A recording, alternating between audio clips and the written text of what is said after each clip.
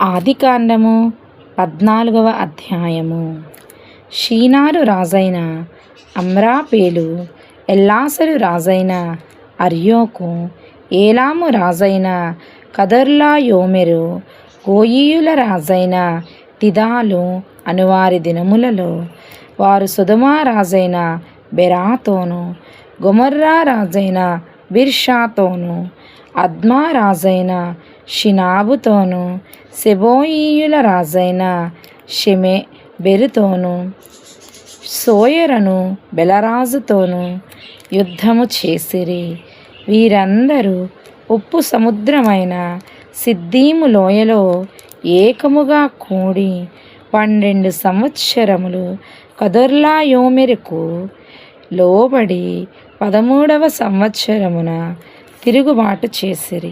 14వ సంవత్సరమున కదొర్లాయోమెరును అతనితో కూడానున్న రాజులను వచ్చి అష్తారోత్, కర్నాయిములో రెఫాయిములను, హాములో జూజీయులను, షావే, కిరియతాయిము మైదానములో ఏమీయులను కొట్టిరి. మరియు హోరీయులను అరణ్యము దగ్గరనున్న ఏల్పారాను వరకు తరిమి శేయీరు పర్వత ప్రదేశములో వారిని కొట్టిన తరువాత తిరిగి కాదేషను ఏన్మిష్పత్తుకు వచ్చి అమాలేకీయుల దేశమంతటిని, హససోన్ తామారులో కాపురమున్న అమోరీయులను కూడా కొట్టిరి. అప్పుడు సొదొమ రాజును, గొమొర్రా రాజును, అద్మా రాజును, సెబోయీము రాజును, సోయరను బెలరాజును బయలుదేరి సిద్దీము లోయలో వారితో, అనగా ఏలాము రాజైన కదొర్లాయోమెరు, గోయీయుల రాజైన తిదాలు, షీనారు రాజైన అమ్రాపేలు, ఎల్లాసరు రాజైన అర్యోకు అను నలుగురితో ఆ 5 రాజులు యుద్ధము చేసిరి. ఆ సిద్దీము లోయలో విస్తారమైన మట్టి కీలు గుంటలు ఉండెను. సొదొమ గొమొర్రాల రాజులు పారిపోయి వాటిలో పడిరి. శేషించిన వారు కొండకు పారిపోయిరి.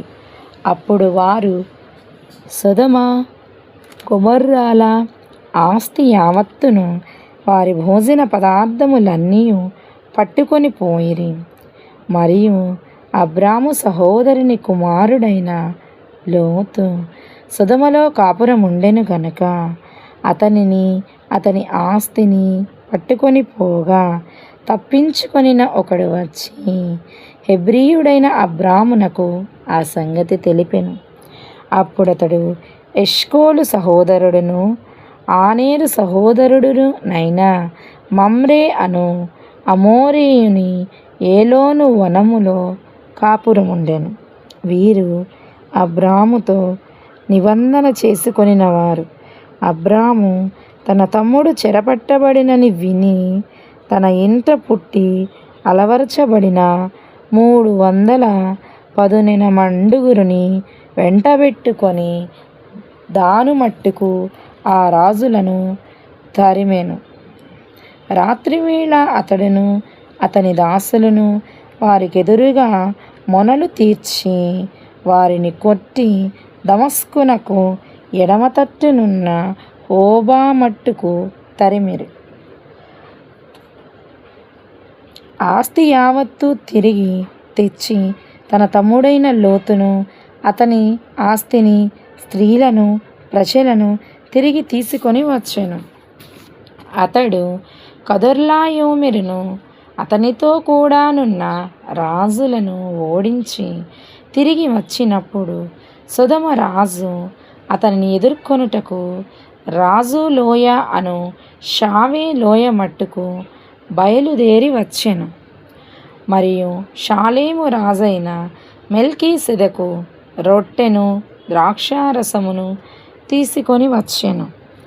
అతడు సర్వోన్నతుడగు దేవునికి యాజకుడు. అప్పుడతడు అబ్రామును ఆశీర్వదించి ఆకాశమునకు భూమికిని సృష్టికర్తయును సర్వోన్నతుడు నైనా దేవుని వలన అబ్రాము ఆశీర్వదింపబడునుగాక అనియు, నీ శత్రువులను నీ చేతికప్పగించిన సర్వోన్నతుడగు దేవుడు స్తుతింపబడునుగాక అనియు చెప్పాను. అప్పుడతడు అన్నిటిలో ఇతనికి 10వ వంతు ఇచ్చెను. సొదొమ రాజు మనుష్యులను నాకిచ్చి ఆస్తిని నీవే తీసుకొనుమని అబ్రాముతో చెప్పగా, అబ్రాము, నేనే అబ్రామును ధనవంతునిగా చేసి తినని నీవు చెప్పకుండానట్లు ఒక నూలు పోగైనను చెప్పులవారైనను నీ వాటిలో ఏదైనను తీసుకొననని ఆకాశమునకు భూమికిని సృష్టికర్తయునైన సర్వోన్నతుడును దేవుడునైనా యెహోవా ఎదుట నా చెయ్యి ఎత్తి ప్రమాణము చేసి ఉన్నాను. అయితే ఈ పడుచువారు భుజించినది తప్ప నాతో కూడా వచ్చిన ఆనేరు, ఎష్కోలు, మమ్రే అను వారికి ఏ ఏ భాగములు రావలెనో ఆయా భాగములు మాత్రము వారిని తీసుకొననిమ్మని సొదొమ రాజుతో చెప్పెను. ఆమేన్.